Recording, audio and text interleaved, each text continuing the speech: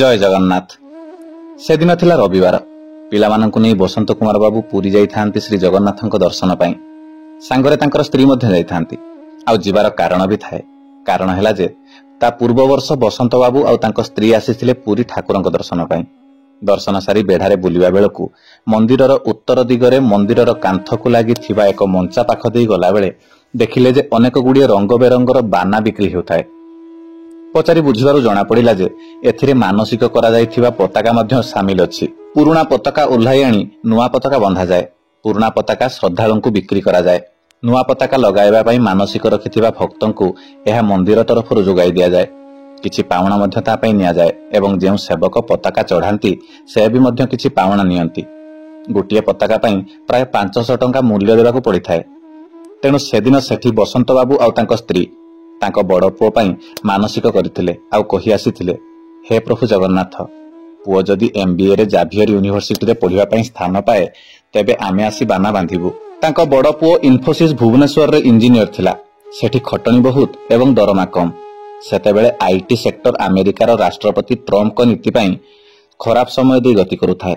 पुओ सेतेबेले सकाळ 9टा रे ऑफिस जाई फेरुथिला राती 11टा रे। पुओ को अपेक्षा करी बापा मा दुहे व्यतिग्रस्त होई पडुथिले। पुओर अनेक चेष्टा फल रे भी प्रथम वर्ष जाभियर रे परीक्षा देई पारि नथिला बड़ पुओ।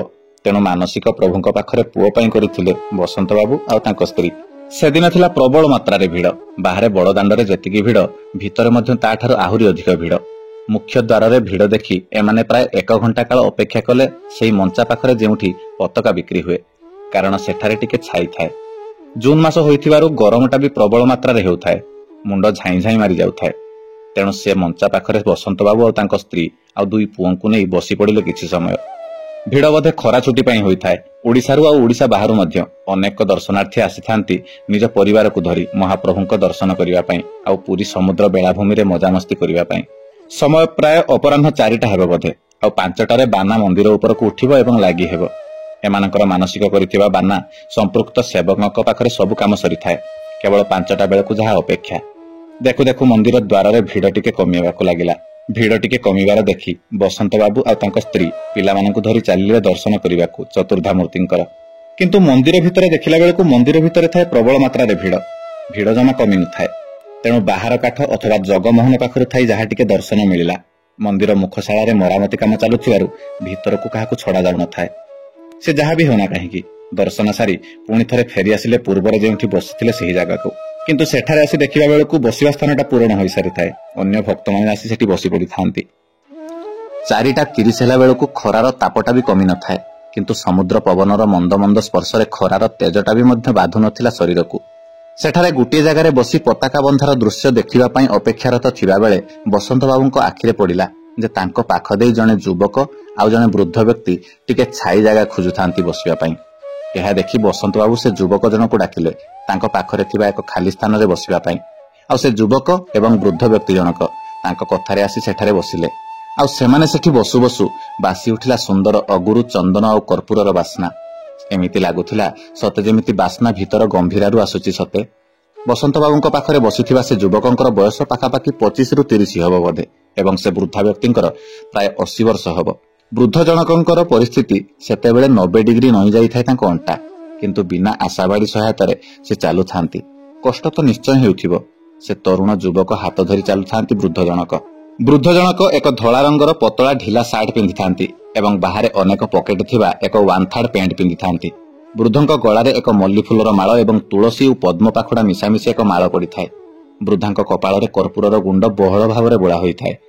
बसंत बाबूଙ୍କ मनକୁ आसिला सते जेमिति पंडा माने पैसा नै एपरि बोली देइछन्ति से वृद्धंक मुंडरे कर्पूर गुंड। दुई बाप पुओंक आखि गुडाक लाल, मुहटा फुलिला परि दिसुथाए। एमिति लागुथाए सते जेमिति किछि क्षण पूर्वरु कांदी करी फेरिचन्ति। मनकु एमिति लागुथाए ए अंटा नई जाइथिबा दुर्बल वृद्ध जनक केमिति ठाकुरंकु दर्शन करिवे, केमिति मंदिर भितरकु जिवे आ केमिति बाहरिवे। ठाकुरंक दर्शन करिबा तो असंभव।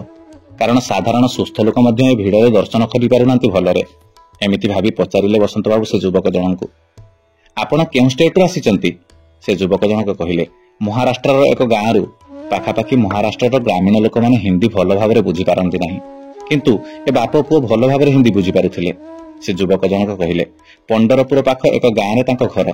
ବାପାଙ୍କର ଇଚ୍ଛା ଥିଲା ମରିବା ପୂର୍ବରୁ ଶ୍ରୀ ଜଗନ୍ନାଥଙ୍କୁ ଦର୍ଶନ କରିବେ ବୋଲି।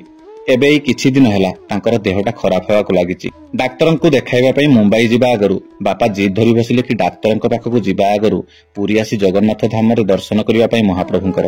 ଜଗତର ବଡ ଡାକ୍ତର କାଳେ ଇଏ ଜଗନ୍ନାଥ। ଅଭିମାନ କରି ଖାଇବା ପିଇବା ଛାଡ଼ିଦେବା ଭଳି ଜିଦ୍ କଲେ ବାପା। ସେଥିପାଇଁ ବାଧ୍ୟ ହୋଇ ପୁରୀକୁ ନେଇ ଆସିଛୁ ବାପାଙ୍କୁ ଜଗନ୍ନାଥଙ୍କୁ ଦର୍ଶନ କରିବା ପାଇଁ। ବାପାଙ୍କର ପ୍ରୋଷ୍ଟେଟ୍ ବେମାରୀ ଅଛି। ବାରମ୍ବାର ପରିସ୍ରା ହେତୁ ତାଙ୍କୁ ଏକ ୱାନ୍ ଥାର୍ଡ ପ୍ୟାଣ୍ଟ ପିନ୍ଧାଇ ଦିଆଯାଇଛି। ବାପା ଏଥିରେ କମ୍ଫର୍ଟେବଲ। ସେଇଠୁ ବସନ୍ତ ବାବୁ କହିଲେ, ଭାଇ ଏଠି ତ ଆଜି ପ୍ରବଳ ଭିଡ଼, କେମିତି ଦର୍ଶନ କରିବେ? ବରଂ କାଲି ସକାଳେ ବେଳାବେଳି ଆସି ବାପାଙ୍କୁ ଜଗନ୍ନାଥଙ୍କ ଦର୍ଶନ କରାଇ ନେବେ। ଆଜି ପଳାନ୍ତୁ। ବସନ୍ତ ବାବୁଙ୍କ ପାଖରୁ ଏମିତି କଥା ଶୁଣିଲା ପରେ ବା ବସନ୍ତ ବାବୁ ତାଙ୍କୁ ଏମିତି କଥା କହିଲା ପରେ ସେ ଯୁବକ ଜଣକ ଯାହା ଉତ୍ତରରେ କହିଲେ ବସନ୍ତ ବାବୁଙ୍କ ପାଇଁ ଆଶ୍ଚର୍ଯ୍ୟଜନକ ଆଉ ଚକିତଜନକ ଥିଲା। ସେ ଯୁବକ ଜଣକ କହିଲେ, ଭାଇନା ଆମେ ତ ଦର୍ଶନ କରିସାରିଲୁଣି ଏବଂ ଖୁବ୍ ଭଲ ଭାବରେ ଦର୍ଶନ କଲୁ ମଧ୍ୟ। ପୁଅର କଥାରେ ସେ ବୃଦ୍ଧ ବ୍ୟକ୍ତି ଜଣକ ମଧ୍ୟ ମୁଣ୍ଡ ଟଙ୍ଗାରି ହସୁଥାନ୍ତି। ପୁଣି ବସନ୍ତ ବାବୁ ପଚାରିଲେ, ଏତେ ଭିଡରେ କେମିତି ବାପାଙ୍କୁ ନେଇ ଦର୍ଶନ କରିପାରିଲେ ଆପଣ? ଆମେମାନେ ତ ଏବେ ଟିକେ ପୂର୍ବରୁ ଠାକୁରଙ୍କ ଟିକେ ଝଲକ ପାଇ ଅଣନିଶ୍ୱାସୀ ହୋଇ ବାହାରକୁ ଫେରି ଆସିଲୁ। ଆପଣ କେମିତି ଭଲ ଭାବରେ ଦର୍ଶନ କଲେ ବୋଲି କହୁଛନ୍ତି? ସେଇଠୁ ଯୁବକ ଜଣକ କହିଲେ, କୌଣସି ପ୍ରକାରେ ମୁଁ ବାପାଙ୍କୁ ନେଇ ଗରୁଡ ସ୍ତମ୍ଭ ପର୍ଯ୍ୟନ୍ତ ପଶିଗଲି। ବାପା ପ୍ରବଳ ଭିଡରେ ଅଣନିଶ୍ୱାସୀ ହେଉଯାଉଥାନ୍ତି। ଗରୁଡ ସ୍ତମ୍ଭର ଅପର ପାର୍ଶ୍ୱରେ ଟିକେ ଖାଲି ଜାଗା ଦେଖି ବସି ପଡିଲୁ। ଆମ ମୁଣ୍ଡ ଚକ୍କର ଖାଉଥିଲା, କେମିତି ଦର୍ଶନ କରିବୁ ଏତେ ଭିଡରେ? ଠିକ୍ ସେତିକି ବେଳେ 2 ଜଣ ପଣ୍ଡା ଆମ ପାଖକୁ ଆସିଲେ। ମୁଁ ବାପାଙ୍କର ଦର୍ଶନ କରାଇବା କଥା କହିଲି ସେମାନଙ୍କୁ। ମୋଟା ଦକ୍ଷିଣା ଦେବା ପାଇଁ ବି ଯାଚିଲି, ହେଲେ ସେ ପଣ୍ଡାମାନେ ମନା କଲେ। ସେଇ ଗୋଟିଏ କଥା କହିଲେ, ଆଜି ଅସମ୍ଭାଳ ଭିଡ। ସେମାନେ ପରାମର୍ଶ ଦେଲେ ଯେ ବାପା ତୁମର ଏଇଠି ଥାଇ ମୁଣ୍ଡିଆ ମାରି ଦିଅନ୍ତୁ ଏବଂ ମତେ କହିଲେ ବାହାର ବେଢାକୁ ଯାଇ ଲାଇନରେ ଯାଇ ଦର୍ଶନ କରିବା ପାଇଁ, ଯେମିତି ଅନ୍ୟମାନେ କରୁଛନ୍ତି। ଏହା ଶୁଣି ବାପା ଭୋ ଭୋ ହୋଇ କାନ୍ଦିବାକୁ ଲାଗିଲେ। କହିଲେ ଯେ ଏତେ ଦୂରରୁ ଆସିଥିଲି ଦର୍ଶନ କରିବାକୁ, ଯଦି ଦର୍ଶନ ନହେଲା ତେବେ ମୋ ଜୀବନ ବୃଥା। ମୁଁ ବି ବାପାଙ୍କ କାନ୍ଦ ଦେଖି ଧୈର୍ଯ୍ୟ ଧରି ଆଉ ରହିପାରିଲିନି, ସେଠି କାନ୍ଦି ପକେଇଲି। ପାଖାପାଖି ଅଧଘଣ୍ଟାଏ କାଳ ଧରି ବାପା ସେଠି କାନ୍ଦୁଥାନ୍ତି। ଆଉ ମୁଁ ଜଗନ୍ନାଥଙ୍କୁ ଦେଖିପାରୁନଥିଲେ ବି ମନେ ମନେ କହି ହେଉଥାଏ, ହେ ପ୍ରଭୁ, ଏ କି ପ୍ରକାରର ଲୀଳା ଆପଣଙ୍କର? ଦୁଆରକୁ ଏତେ ଦୂରରୁ ଡାକି ତଡ଼ି ଦେଉଛ କଣ ପାଇଁ? ଏହା ମୋ ବାପାଙ୍କର ଶେଷ ଇଚ୍ଛା, ଆପଣଙ୍କ ଦର୍ଶନ କରି ସେ ଦୁନିଆ ଛାଡ଼ିବେ। ହେ ପ୍ରଭୁ, ଏତେ କଷ୍ଟ ଦେଲଣି, ଭାରି ବାଧିଲାଣି। ମୋ ବାପା ଜଣେ ଭାରି ବୁଢା ଲୋକ, ତାଙ୍କୁ ଟିକେ ଦର୍ଶନ ଦିଅ। ମହାପ୍ରଭୁ, ଆଉ କିଛି ମାଗୁନି, ଟିକେ ଦର୍ଶନ ପାଇଲେ ଜୀବନ ଆମର ସାର୍ଥକ ହେବ ମହାବାହୁ। ସେତେବେଳକୁ ଘଣ୍ଟାଏ ପାଖାପାଖି ବିତିଗଲାଣି ବୋଧେ। ବାପାଙ୍କ ଆଖିରୁ ବୋହି ଚାଲିଥାଏ ସେମିତି ଠୋପା ଠୋପା ଅସମାରୀ ଲୁହ। ମୁଁ ବି ମଧ୍ୟ ଅଭିମାନରେ ଥାଏ ଯେ ଯଦି ଆଜି ବାପାଙ୍କର ଦର୍ଶନ କରାଇ ନ ପାରିଲି ତାହେଲେ ମୁଁ ବି ସେ କପଟି ଠାକୁରକୁ ଦର୍ଶନ କରିବିନି ବୋଲି। ଶେଷରେ କିଛି ଅନ୍ୟ ଉପାୟ ନ ପାଇ ସେଠାରୁ ଉଠି ଫେରି ଆସିବା ପାଇଁ ବାହାରିଲା ବେଳକୁ ଜଣେ ଡେଙ୍ଗା ଗୋରା ରଙ୍ଗର ପଣ୍ଡା ଆସି ଆମ ପାଖରେ ପହଞ୍ଚିଲେ। ସେ ପିନ୍ଧିଥାନ୍ତି ହଳଦିଆ ରଙ୍ଗର ଏକ ସିଲ୍କ ଗାମୁଛା, କାନ୍ଧରେ ବି 2 ଖଣ୍ଡ ଗାମୁଛା ପକେଇଥାନ୍ତି, ନାଲି ରଙ୍ଗର ଆଉ ସବୁଜ ରଙ୍ଗର। କାନରେ ପିନ୍ଧିଥାନ୍ତି ବଡ ବଡ 2ଟା ସୁନା କୁଣ୍ଡଳ। ବେକରେ ଏକ ବଡ ତୁଳସୀ ମାଳ, ପଦ୍ମ ପୁଷ୍କରର ମାଳ, ଯାହା ତାଙ୍କର ନାଭି ଦେଶ ପର୍ଯ୍ୟନ୍ତ ଲମ୍ବିଥିଲା। ବେଶ ବଳିଷ୍ଠ ଚେହେରା, ନିଶ୍ଚୟ ଆଖଡାରେ କୁସ୍ତି କରନ୍ତି ବୋଧେ। ସେ ଆସି ଆମକୁ ହିନ୍ଦୀରେ ପଚାରିଲେ, ବେଟା କ୍ୟା ହୁଆ, କ୍ୟୁଁ ରୋ ରହେ ହୋ? ମୁଁ ତାଙ୍କୁ ସବୁ କଥା କହିଲି, କେମିତି ମୁଁ ନିରୁପାୟ ଅଛି, ବାପାଙ୍କର ଦର୍ଶନ କରାଇ ପାରୁନାହିଁ। ମୋ ଠାରୁ ଏମିତି ସବୁ କଥା ଶୁଣି ସେ ପୁଣି କହିଲେ, ବେଟା ଆଜ ବହୁତ ଭିଡ଼ ହେ, नहीं होगा, तुम अकेले जाओ दर्शन करके आओ। हेले मु मना कली। मो बापा सेमिति सेठी कांदुथांती भो भो होई। बापांकर एमिति कांद देखी से पंडा भी तरली गले। सांगे सांगे कहिले, अच्छा ठीक है, तुम पहले लाइन से जाके दर्शन करके आओ, मैं आपके पिताजी के पास हूँ। तुम्हारे आने के बाद मैं पिताजी को लेकर दर्शन करवा दूंगा। तांको पाखरु एमिति कथा सुनी मु खुशी रे आत्महरा होई पड़िली एवं प्राय 20 मिनिट भितरे मु ठाकुरन को बाहर बेढ़ारू दर्शन करी फेरी आसिली। भितर को काहारी को छड़ा जाउ न थाए। पंडा माने रखिथिबा थाली रे 100 टंका देली आ सिए मते तुलसी माला और प्रसाद देले। फेरी आसी देखन्ते से पंडा जनक मो बापांका पाखरे छिड़ा होइथिले सेमिति।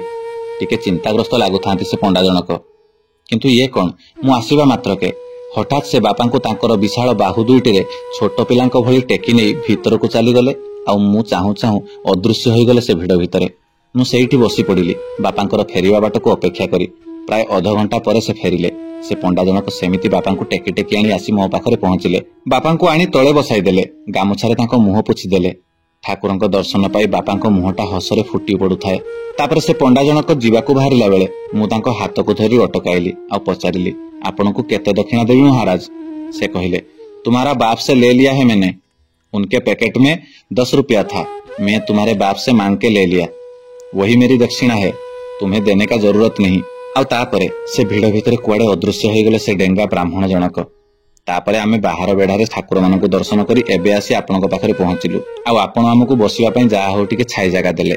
से युवक जनक कहिले एठारे पंडा माने बहुत भलो देखंतु तो मात्र 10 टंकार एते परिश्रम करी बापांकु नै ठाकुरंक दर्शन कराई देले।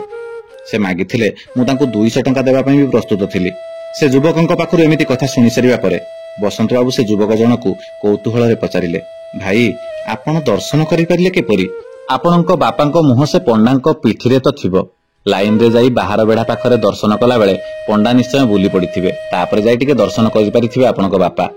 बसंत बाबूंकर ए प्रकार कौतूहलपूर्ण कथा सुनी ए पर्यंत नीरव बसिथिबा से वृद्ध जनक हिंदी रे जहा कहिले तांकर से कथार आउ भावर अर्थ हैला पुओ मु बाहर नुह भीतर दर्शन कली।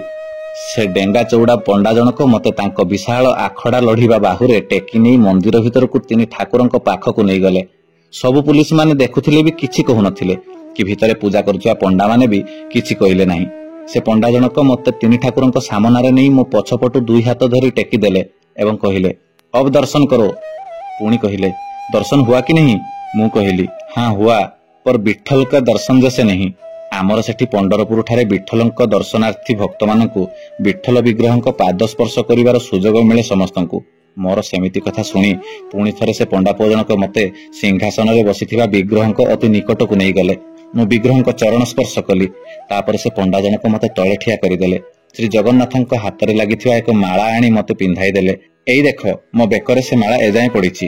तापर से पंडा जनक कहिले मांगो क्या मांगना है? भगवान के पास हो भगवान के सामने हो जो मांगना है मांग लो। मु कहिली बेसी किछि मागिबार नाही आज्ञा।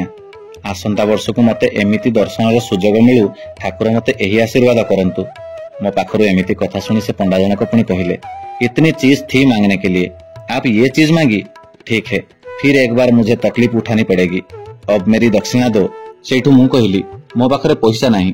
पुओ पाखरे रही गला। से पुणी कहिले तुम्हारे पैकेट में देखो तुम्हारा बेटा 10 रुपया का 5 ठो नोट रखे है उसमें से मुझे एक दो वही मेरी दक्षिणा है।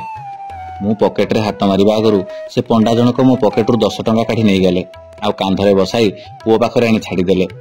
बसंत बाबू से वृद्धंक पाखरु एमिति कथा सुनी सारिबा परे आश्चर्यचकित भाव में बाक्रुद्ध होई छिड़ा होई थांती। शरीर प्रत्येकटी लोममूली रे सिहरण खेली जाउथाय तांकर। किछि समय पई बाह्य ज्ञान शून्य होई जाय थाय बसंत बाबूंकर। प्रकृतिस्थ हैला परे नीलचक्र को चाहि मुंडिया मारी से वृद्धांक चरण तळे पड़ीगले बसंत बाबू। बसंत बाबू हठात से वृद्धांक मुंडिमा मारिबार देखि से वृद्धा जनक संकुचित होई गले। आखिरे तांकर प्रश्नवासी आ जिज्ञासा।